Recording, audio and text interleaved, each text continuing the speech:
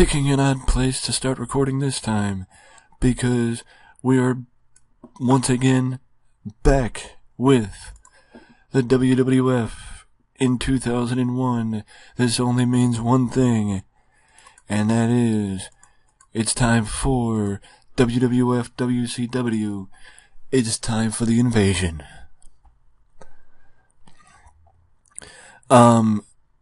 We are 2 weeks away from the next pay-per-view, which is Judgment Day. And if you've forgotten, I'll remind you, these are the matches you'll be seeing at Judgment Day. Kurt Angle, Chris Jericho. The APA versus Edge and Christian for the tag titles. Supply and Demand in a rematch. Or should I say, Right to Censor in a rematch against the Dudley Boys. Jeff Hardy versus Eddie Guerrero for the United... I'm gonna get it right eventually. For the European title. And also made Lita China for the Women's Championship as well. And if that wasn't enough, the WWF title is on the line with Triple H going in a triple threat. Triple H in a triple threat against Chris Benoit and World Champion Stone Cold Steve Austin.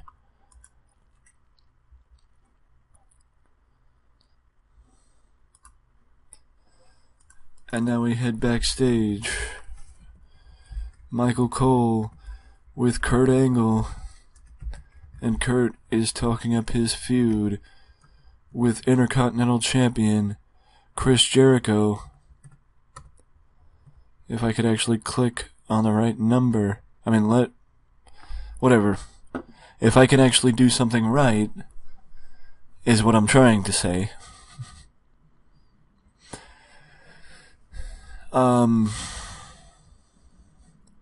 Honestly, I'd probably be squeezing in a lot of commercial breaks in this area.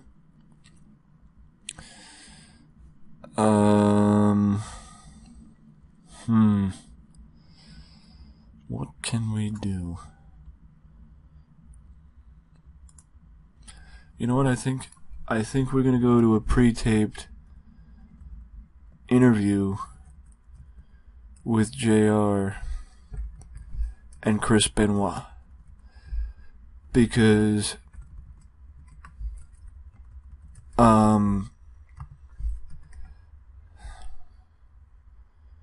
even baby faces. No. So let's go Jericho. Let's go Jericho and McFoley.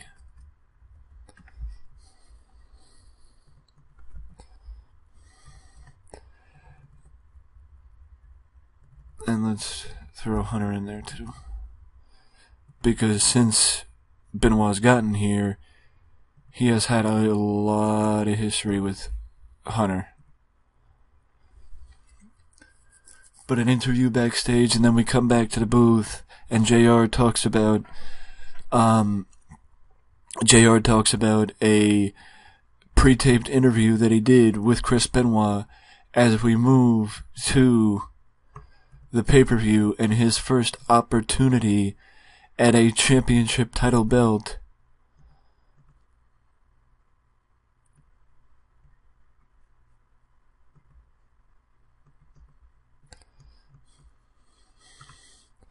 And then we move to Kurt Angle versus Funaki. Why not?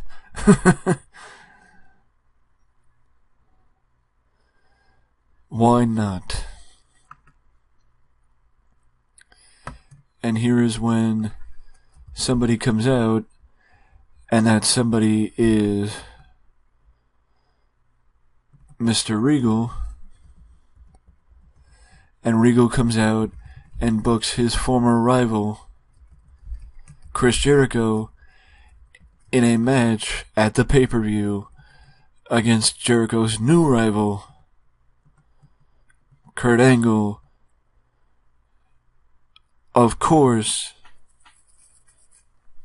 it is for the WWF Intercontinental Championship.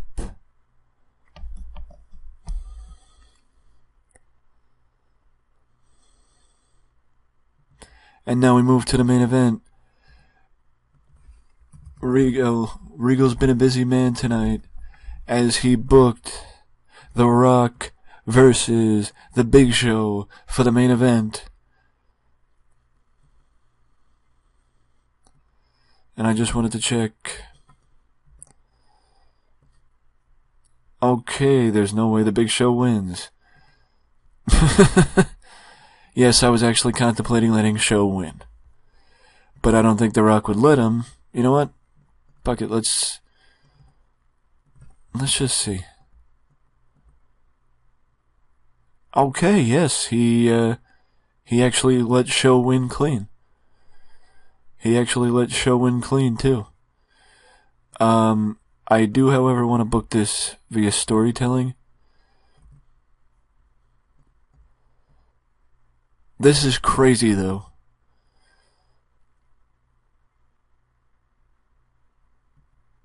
I mean, I feel like, in all honesty, I feel like the only person that could win against The Rock, or against anybody without a dusty finish, is Big Show, because believably, Big Show could beat The Rock. Because he's 500 freaking pounds. Of course he could.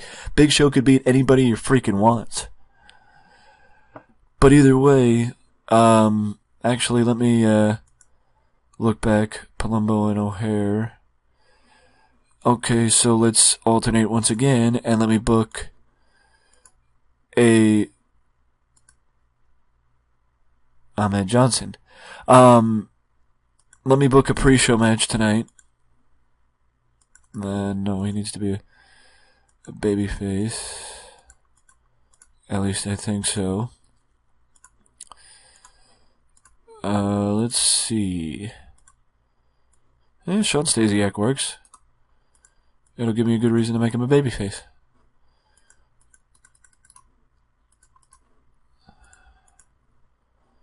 Gotta let Sean win.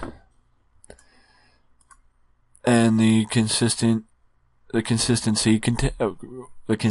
continues. Sounded better in my head, but the tradition of letting WCW talent or former WCW talent compete on the pre-show continues with Sean Stasiak going up against Slick Wagner Brown. I will be trying something different next week, or maybe on SmackDown. I haven't decided yet, but I think what I'm going to start doing is having local talent come in and verse the lower guys.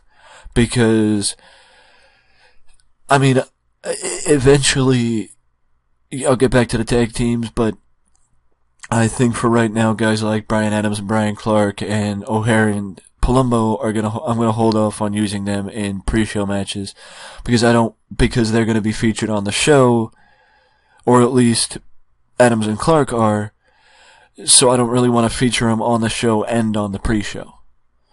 So it's going to be more so focused on guys like Lance Storm and guys like Sean Stasiak and Mark Jindrak and people like that. But either way, a good start to the show with Big Show, The Rock, a Big Show and The Rock coming out, both men demanding, Big Show demanding that he get thrusted into the world title picture because he's the Big Show. This leads to The Rock joining him, and then Hunter and Benoit coming out, and the disagreement continues of who deserves the title shot more. But the one thing that remains clear, or that becomes clear, I should say, is that Benoit and Triple H will be next in line to face the Texas Rattlesnake for the title, and that we're not gonna have a segment like this without Steve Austin coming out and making his presence felt. And Austin does come out and says he doesn't give a damn who faces him next. All he knows is it doesn't matter who does, because either way, he will be world champion for a very long time.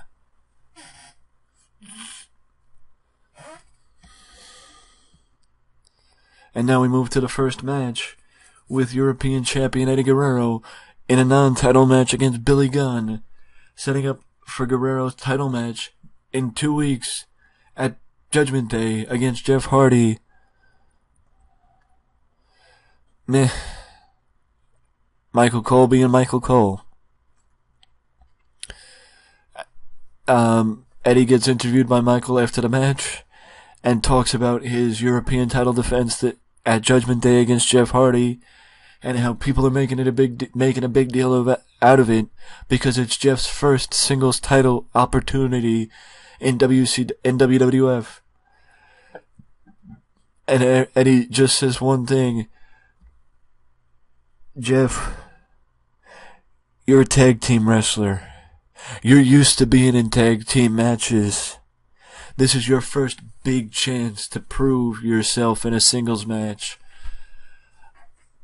I'm no rookie, Jeff. I know how to handle myself in singles matches, and this title proves it. You got a tall order come Judgment Day. Ignore that. I forgot to drop it out, or, get rid of it. I forgot to get rid of it. Somebody's turning heel. I think it's, turning babyface rather. I think it's Eddie Guerrero, but I forgot to kill the turn because I don't want to make him turn. Really. So now we move forward, and it's Perry Saturn and Scotty 2 Hotty against Hardcore Holly and Chavo Guerrero. And once again, Scotty 2 Hotty gets a victory over the light heavyweight champion, Chavo Guerrero.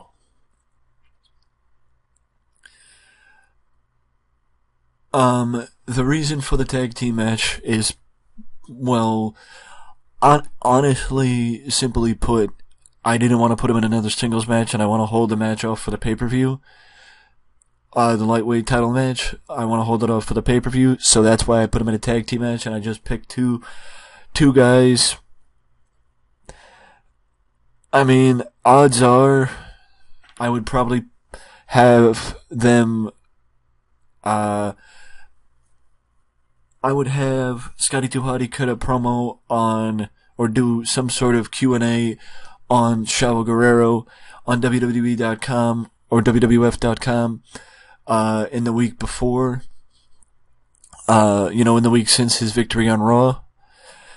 And then I would have Chavo respond to Scotty, and Scotty would, basically challenge him to a match. And then William Regal says, fine, you guys have a match, but you both have to find tag team partners to compete against each other, because we're not having you compete one-on-one again. Now, I may say that their title match now may happen next week, with it still happening at the pay-per-view, but I don't know. We'll see what happens. Something will happen next week between these two. I don't know what though, because next week is the go home before the pay-per-view. And now, as it's become a weekly occurrence, the former WCW roster, the former WCW wrestlers make their presence felt, and this is the biggest one yet. Not only because it has Booker T and Diamond Dallas Page, and yes, Booker T is present with the WCW World Heavyweight title, but it is because this is actually the most amount of people we've seen thus far from WCW employees coming in and sitting down, as 5 of them come in and sit. Actually, 6 of them. Usually it's just 5 of them. But this is also the first time that Diamond Dallas Page and Booker T are together, so the 2 biggest stars signed by WWF show up at the same exact time in the audience. And once again, like in recent weeks, Jim Ross once again makes a huge deal out of this because he can't understand why they keep showing up. He looks over at Paul and says, "Do you see what I'm seeing? They're back. Why the hell do they keep showing up? I don't understand what the heck. They have business here in the WWF. And Paul just looks at JR and says, JR, you're making a big deal out of nothing. They're fans. They are fans. Everybody knows what happened to WCW, and they are fans of the WWE. I mean, they are fans of this company, and of all the people that I would expect to ponder why people were here, you were the last person I would think that would wonder why people would be fans of the WWF, considering you are a stooge for this company. Does that sound like something Paul would say? Well, because at this point, I want Paul to start showing off he's a heel. And start putting over, well, I mean, look at the segment. Color commentator, give this segment a boost. I want it, start putting on display Paul's talking ability for, a future plan. But either way, the plan continues to develop slowly rather than jumping in with both feet and showing these fans people that they don't even know. Yes, making a Lance Storm debut in Canada, great decision. But why pick Lance Storm to debut? And also, Kentucky. The KY Rupp Arena. We're in Kentucky. We're in the South. The Southern fans know guys like Booker T and Diamond Dallas Page and Chronic because they worked in WCW. And WCW was bigger in the South. But either way, I'm not going to drill home what actually happened. I'm going to show you what's happening now as one of my feuds continues to develop. RTC versus the Dudley Boys. And I know what you're going to say. Aren't you doing the same thing with Edge and Christian and APA? No. The difference between these two and the other feud is I'm not going to have Devon face Val Venus before Judgment Day. I will, however, have Farouk face Edge. That's how this feud's going to be different. It's just going to be one singles match, not two. And this is just a face-off because Devon was at ringside with Bubba Ray, but Stevie and Val weren't there. They walk out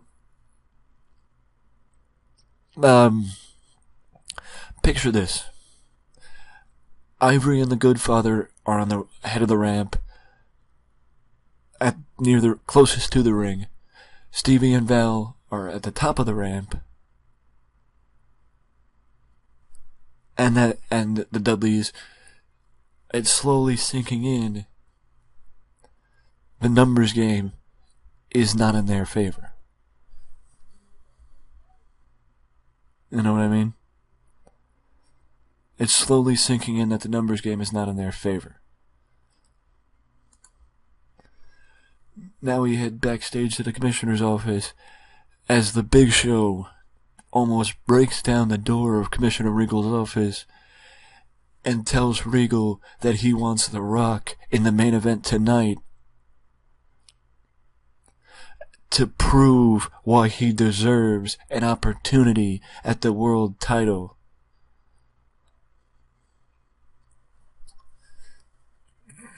And Regal says, "We need it in a main event. You got it." But before the main event, we have a couple more matches, and one of which is the women's division. Lita versus Jacqueline. And Lita gets the victory over Jacqueline. This was more a sign for this, because this is a passing of the torch of sorts for Lita and Jackie. as I continue to push Lita a little harder, going to her title match against China at Judgment Day. But there's still another step for this feud. And that, well, to be honest, that's undecided. I don't know if it's going to happen on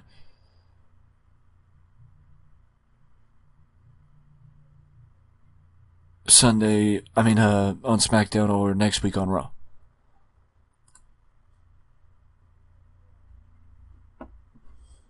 Once again, we step it up,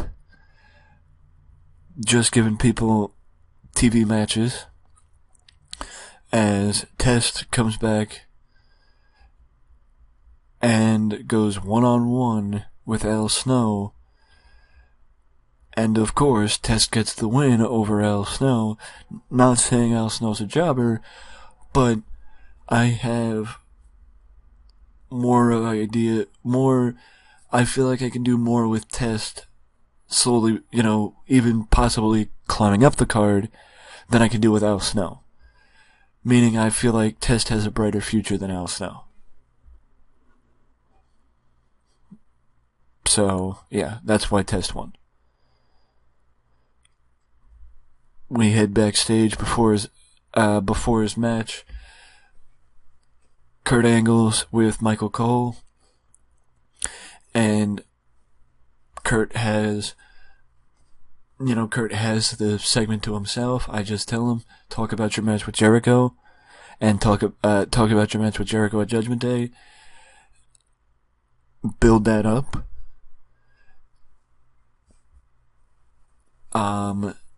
And just tell people, put over the fact that you're competing tonight. Tell people how it's going to be a treat that you get to see your Olympic hero compete.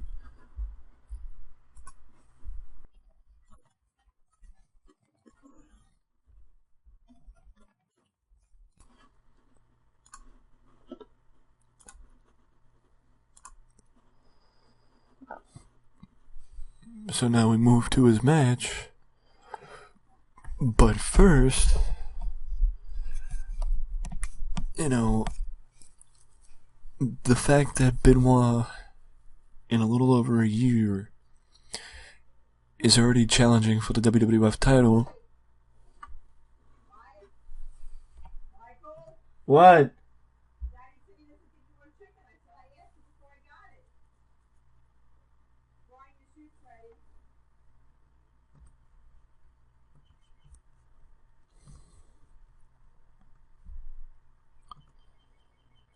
Within a year, so to make it feel like a bigger deal, Benoit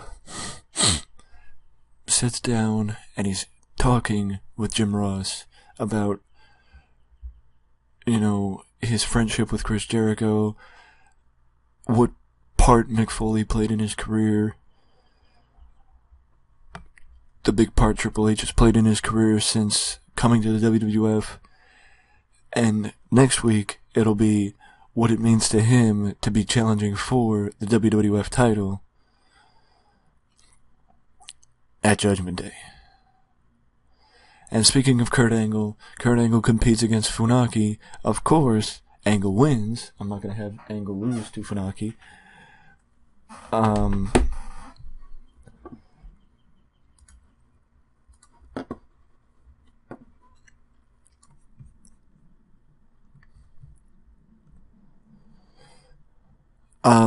Of course Angle wins, because I'm not going to make him lose to Funaki, but basically I just wanted to have Kurt compete in an easy match and get him out on TV, build up his match against Chris Jericho for the pay-per-view, and also announce this. William Regal makes his way, after his match and after Kurt is celebrating, William Regal makes his way out to the ring and announces that the match at Judgment Day is not only official, but that his former rival, Chris Jericho, will be defending his Intercontinental Championship against Kurt Angle at Judgment Day. So that means that Kurt Angle will face Chris Jericho for the Intercontinental title at Judgment Day, and it will not be non-title. So it'll sort of be like Kevin Owens versus AJ Styles from Backlash. I can tell by what's written about this match that this match would have been better if I had The Rock win. And I'm either going to go into the dirt sheet and I'm going to look at the short length, low heat, lack of association with the Huts. So booking decision didn't play a part. Okay. I'm kind of surprised. I thought booking decision would have played a part.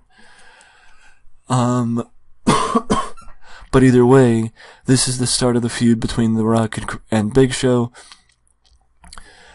because I looked at things and I basically said, how the hell do I not have anything for The Rock to do? Which is the reason why Big Show won. Because I had nothing for The Rock to do.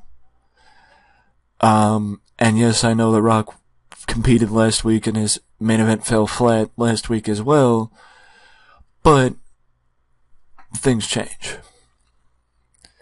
And because things changed, well, actually things changed because Rock lost this week, and also because it didn't really make sense to have Steve Austin compete in the main event this week on Raw, when I could just have him compete in the main event on SmackDown. Which is likely what I'm going to do, and also likely where you're going to see The Undertaker and Kane, as well as Rikishi and Haku. Not that you actually care about when you see Rikishi and Haku, but for the first time, I can actually look decisively and say, we increased popularity in one region, even though the final rating of the show was a 70, we increased popularity in one region. Go figure. I don't know how we did, but I'm not going to complain about it. Hopefully next week we can turn around and go back to how it was the week after Backlash, where we ended with an 80, or the week before Backlash, I should say, and have a good SmackDown and a good Raw leading into Judgment Day. But with that being said, let me know down in the comment section below if you like how I'm booking the build up to Judgment Day and overall the start of the Invasion. If you like how things are going, let me know down in the comment section below, because as always, feedback is more than welcomed and appreciated. But if you don't want to leave a comment, you can always leave a like and subscribe to the channel for more content just like this that you can only find right here at Wrestling Express. Till next time. Later.